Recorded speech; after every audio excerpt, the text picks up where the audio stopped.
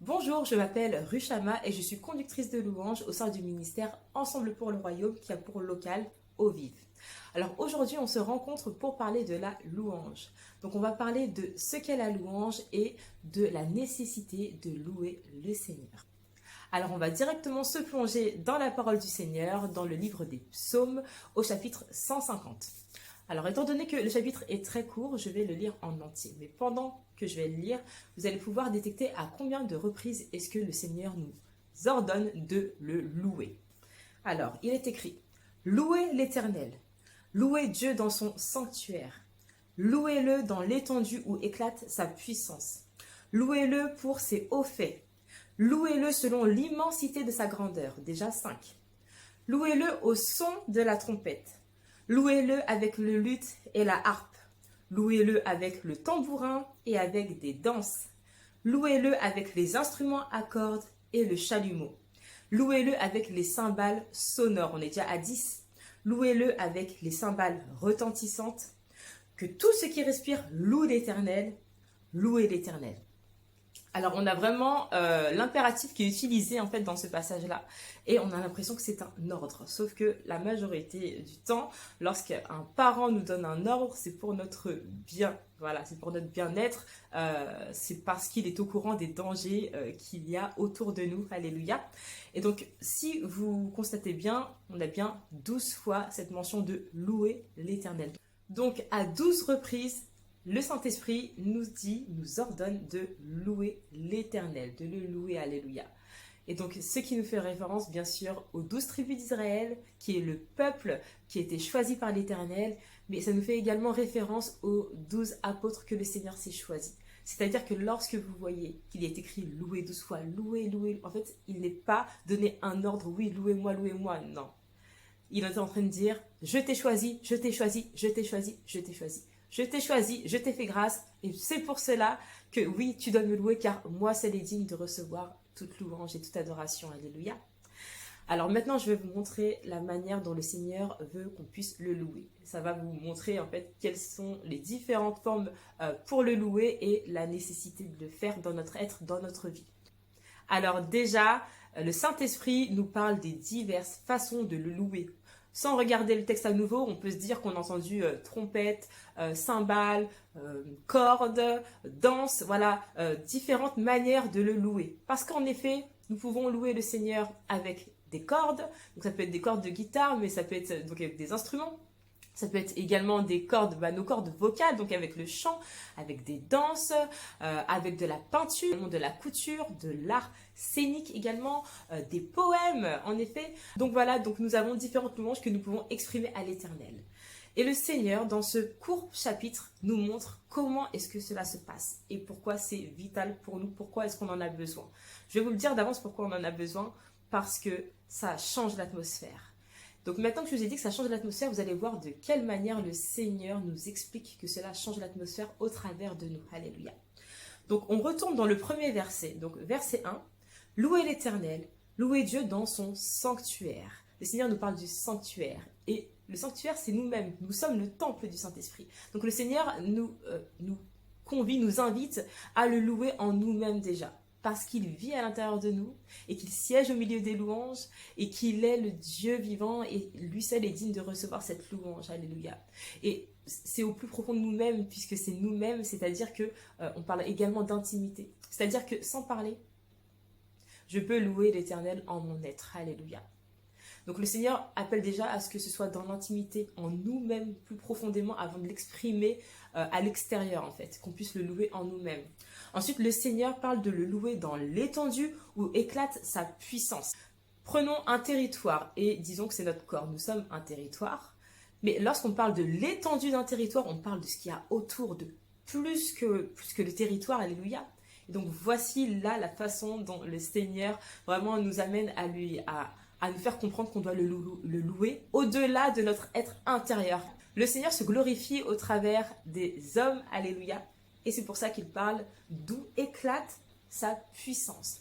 Donc l'étendue est notre surface, alléluia, c'est ce qui va se dégager, c'est la louange qu'on va pouvoir voir et entendre lorsque nous le louons dans l'étendue.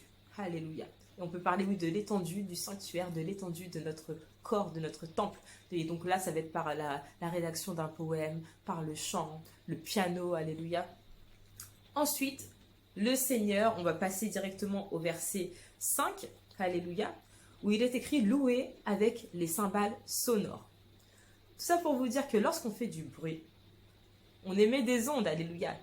Donc plus on émet un bruit qui est petit, moins les ondes iront loin. Et plus on émet un fort bruit, alléluia, et plus les ondes iront plus loin. C'est comme ça qu'on entend mieux parce que les ondes sont venues jusqu'à nous, alléluia.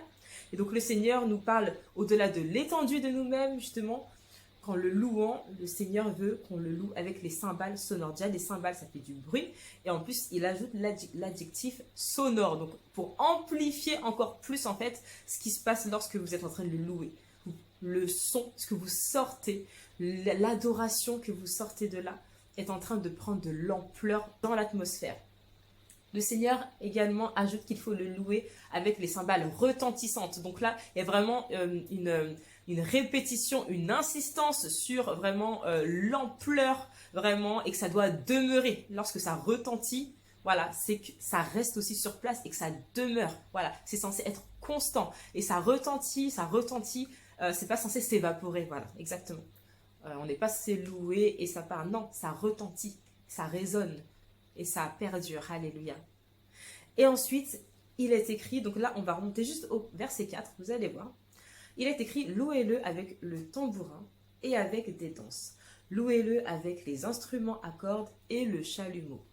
Donc dans l'ancien temps, le chalumeau, c'est un ancien instrument qui fait, on va dire, penser à une flûte à peu près. Vous pourrez voir sur internet, mais vous verrez que le Seigneur est le même hier, aujourd'hui, éternellement. Et ce n'est pas nous qui allons lui apprendre qu'aujourd'hui, nous, ce qu'on voit en tant que chalumeau, en tout cas moi c'est ma pensée lorsque je vois un chalumeau, j'entends le mot chalumeau, en fait oui, je vois vraiment le chalumeau avec la flamme qui sort, alléluia.